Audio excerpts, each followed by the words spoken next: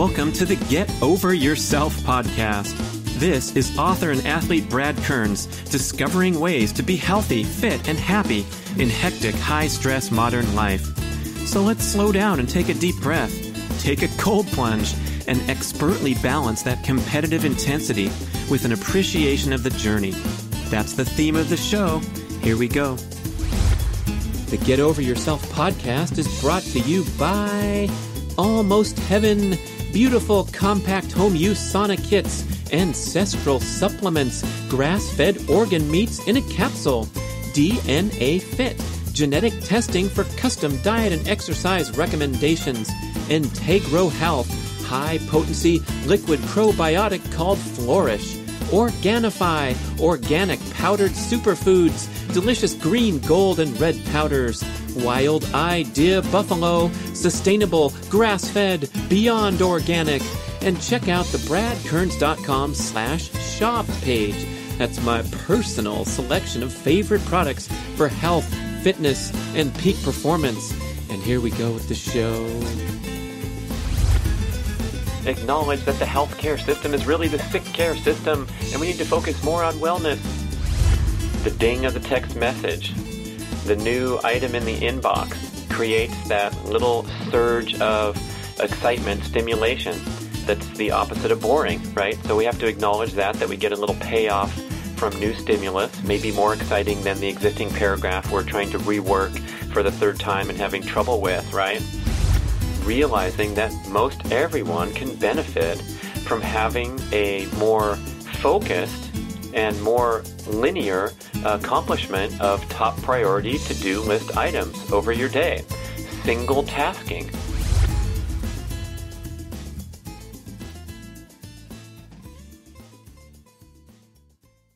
I want to enthusiastically recommend DNA Fit, cutting-edge genetic testing to deliver a personal profile that will guide your fitness and nutrition goals.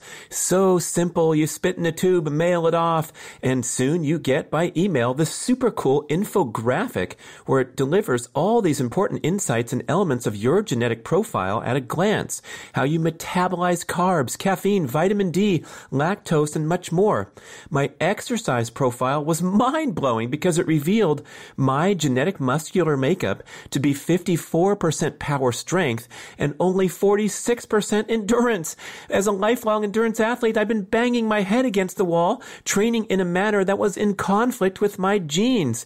Don't wait 20 years making mistakes like I did. Find out what diet and exercise patterns are most aligned with your genetics at DNAfit.com. This stuff used to be super expensive. It was a few $100s. Now it's pennies. Not really, but it's a great deal, and you get 30% off if you just put in the code GOY30. Check out everything at DNAfit.com.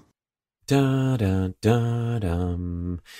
Yes, where did we leave off from the Breather Show number 1? It was areas where I struggle with and totally suck at, and I'm trying to get better, and we got to talk about it. We got to be honest and real and vulnerable like Brene Brown. Yeah, man. So here's my thinking on this. Oh, I referenced in the first show that my nemesis is the email inbox, and I offered up an excuse that, people need to contact me because I'm so important. I'm part of a team. True, and very difficult for most of us to lock ourselves into a cave and just do work without connecting to the outside world and putting other people in a compromised position because maybe they're waiting on you and so forth. So to balance this out, I know people recommend batching their email communications. That seems to be very difficult for me, but something's got to crack. And so what are we going to do? The first thing we're going to do is tell our hard truths. Like Marianne Williamson said on stage during the Democratic presidential primary debates, tell the hard truths so the country can heal, reparations for slavery, acknowledge that the healthcare system is really the sick care system, and we need to focus more on wellness, wild times in the political world. Yeah. Anyway, back to the show, which is not political. What's the hard truths?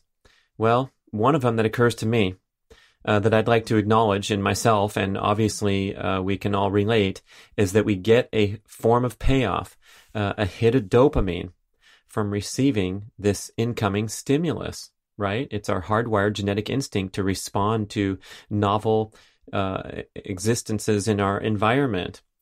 And so the ding of the text message, the new item in the inbox, creates that little surge of excitement, stimulation, that's the opposite of boring, right? So we have to acknowledge that we get a little payoff from new stimulus, maybe more exciting than the existing paragraph we're trying to rework for the third time and having trouble with, right?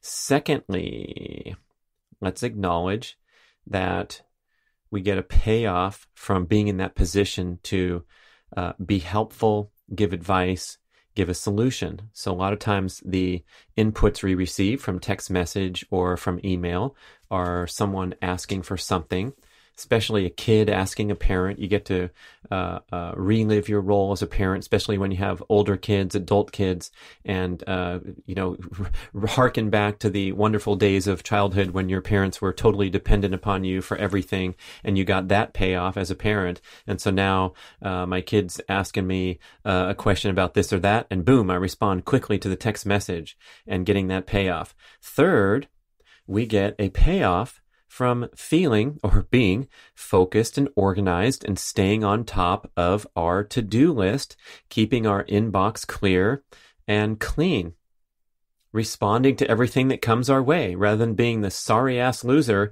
that doesn't respond to a text message or an email.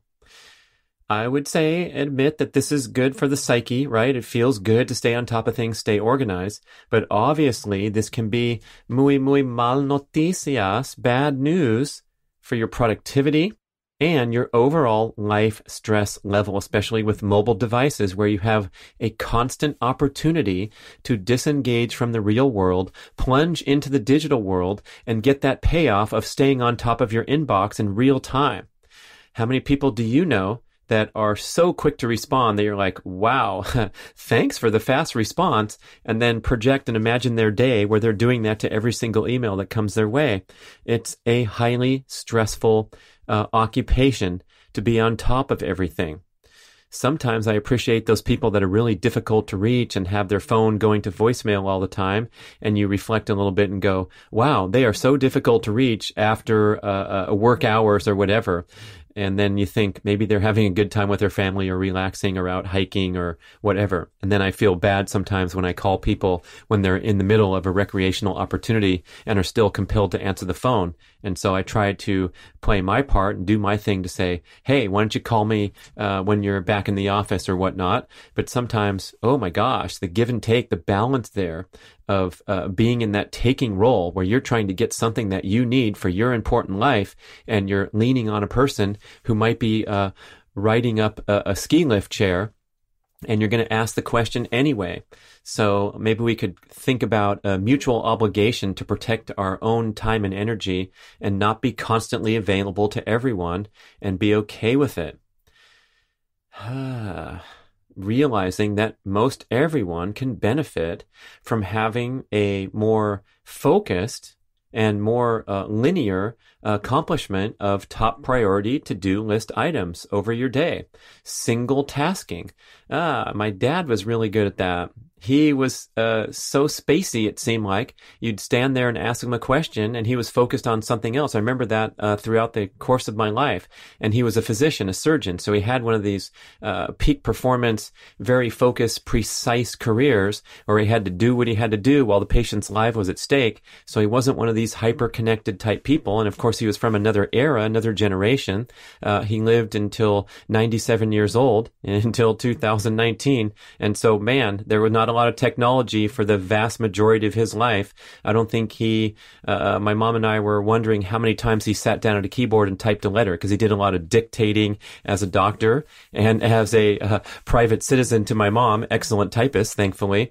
But isn't that interesting, refreshing perspective to think of someone perhaps from an older generation, or who just has that focused mindset where they're naturally able to tune out a lot of this hyperstimulation, and then to reflect on the opposite, where some people are wired, bent this way, are high responders or fast responders to technology. They're the ones that have the new phone. They're the ones that have juggling many, many plates. And of course, many careers reward this type of behavior and these types of attributes. But I think it's time for all of us to reflect and settle down a little bit and think about the negative consequences of being this extremely high responder to technology, especially when you're wrestling with it and it's not perfect. Man, is that stressful when you can't get shit to work. And then you can step back a few steps and go, do I really care that this thing works perfectly, or can I just let it go and do the next best thing? Because after all, many of us, raise your hand if you were alive at a time when to communicate with someone or pay someone, you had to get your pen and paper out, write a check, stick it in an envelope, lick the stamp, forget about the sticky stamps, and mail the letter away. So is it that big a deal when the absolute cutting edge of technology is not working perfectly? Or can we relax and take a deep breath? And I like to jump on board with the latest, greatest technology like a year after it's introduced, just to cool my jets a little bit, sort things out, and then I'll go pick up a used iPhone 10 here in 2019 instead of waiting in line. Don't they have to wait in line on the street at the Apple Store to get the precious new release of the iPhone 10? Come on now, people. Try not to succumb to the marketing hype to that extreme. Really? Okay. Sorry, Apple. But you know what? Sometimes my iPhone 10 is glitchy, so I got to shout out and say I'm really disappointed that some of the greatest machines in the history of the planet here, my MacBook Pro, major props to that, and also the iPhone, seems like they're getting rough around the edges. I don't know why. Maybe we're pushing it too hard with all the apps and the updates and things like that, but I've never seen an iPhone glitchy before until my latest, greatest device this year. As an aside, thank you very much. Back to the subject matter. So we get these payoffs, and when we can acknowledge that hard truth, then we can have a better chance of doing something about it. More mindfulness, more awareness is the first step to healing and behavior change, right? So I'm trying to be highly aware at how the mobile device interrupts and often corrupts live interpersonal interaction, right? What happens when you're talking to somebody and having a wonderful conversation and the ding of the text message occurs? I try to make a concerted, deliberate effort to completely ignore the ding. Well, I don't have dings, and I was patting myself on the back for not having any notifications or dings. And then Elisha Goldstein at one of the earliest shows in the Get Over Yourself podcast said, yeah, and there's people that turn off their notifications and their dings. But guess what?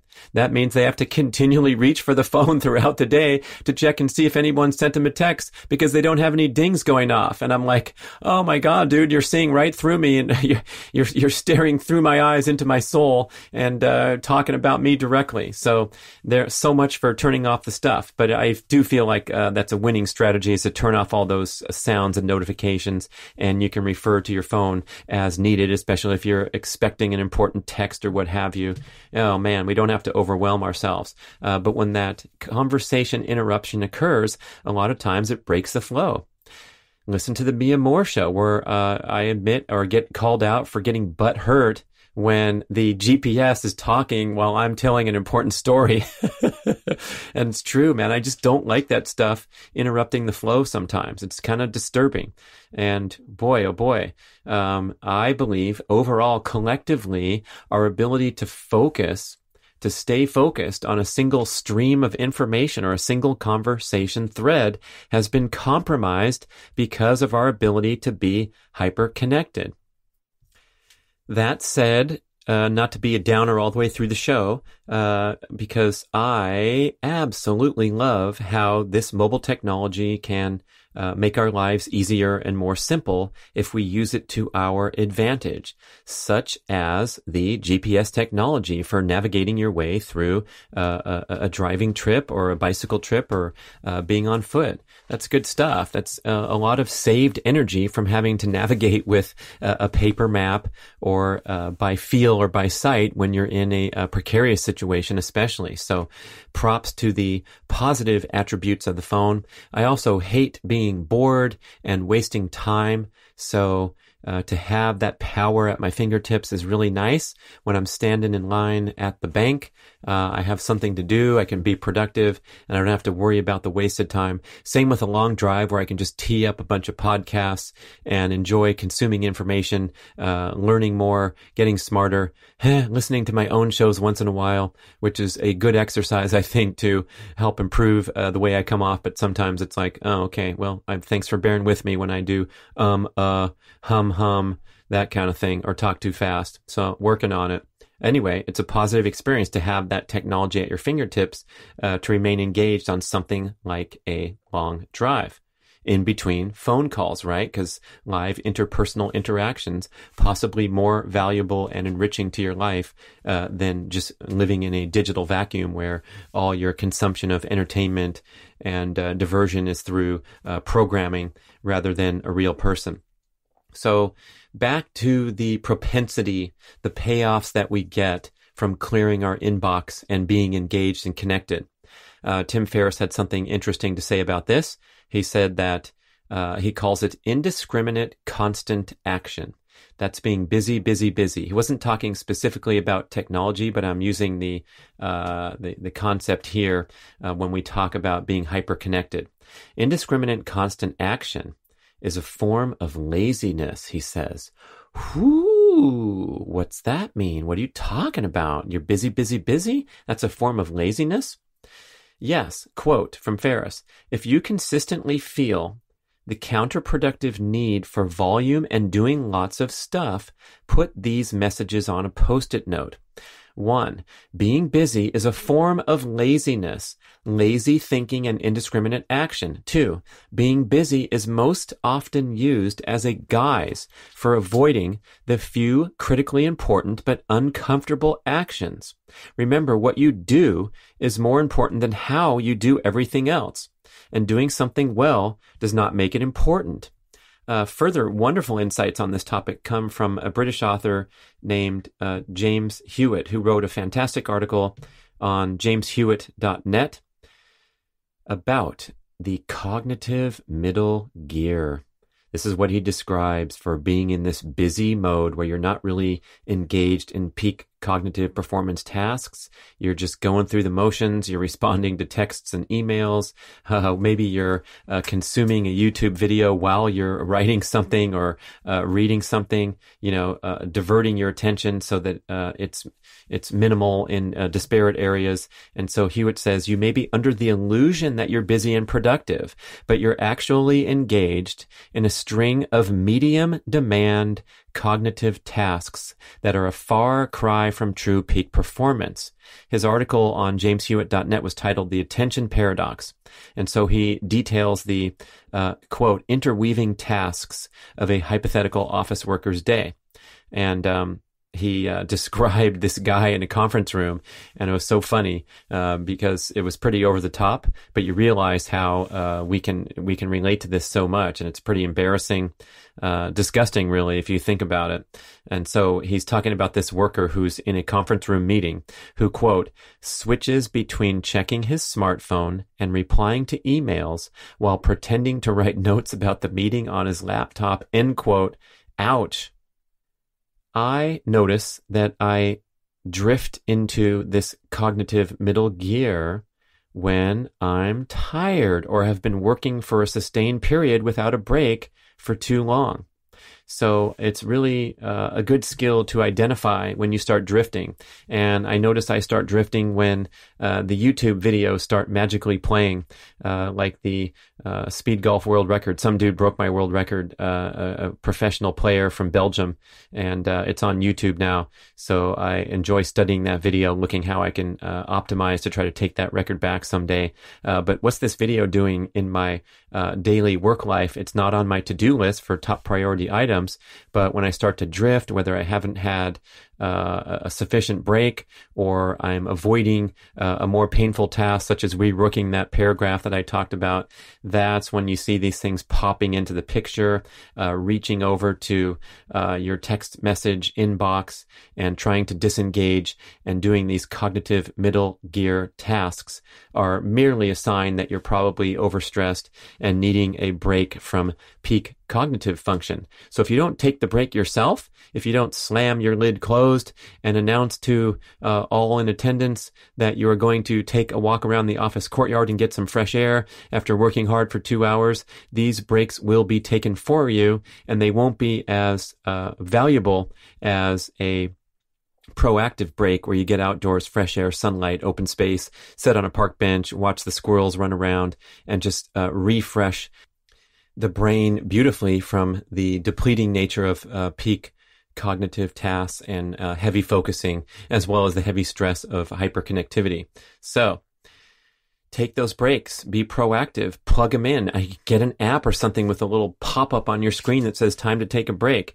We know from brain research that we can only really focus on a peak cognitive task for about 20 minutes at a time before our attention breaks, and we deserve a short break and be 1 to 2 minute break. We know this from the patterns of the air traffic controllers and the car dealers in Las Vegas. And the casino dealers work on a pattern of 40 minutes on, 20 minutes off throughout their shift. Imagine that. Wow, that must be nice. Well, guess what? When they're on, they are on. There's cameras watching them. They're handling money. They have to do everything perfectly with extremely high awareness of every player's hand and not to make a single mistake with the cards or the money. And so they deserve that 20-minute break. Same with the air traffic controllers who work on a similar pattern. When they're on the screen, they ain't watching no YouTube videos. They're watching little beeping dots that are traveling toward their destination, and those represent jets with people on them, so they ain't spacing out either. So they have tons of time to take a break, and they maintain high productivity throughout their shift on duty. Most of us in a normal office environment, unless someone's breathing down your neck, looking at your screen all day, which is very rare. I know some people get that treatment from the boss. You're responsible for maintaining that peak cognitive focus and taking the necessary breaks. Like right now, the show's over. Take a break, stare off into space, get some fresh air, open space, sunlight, whatever you're doing. Thank you for listening, and we'll keep talking about this important topic.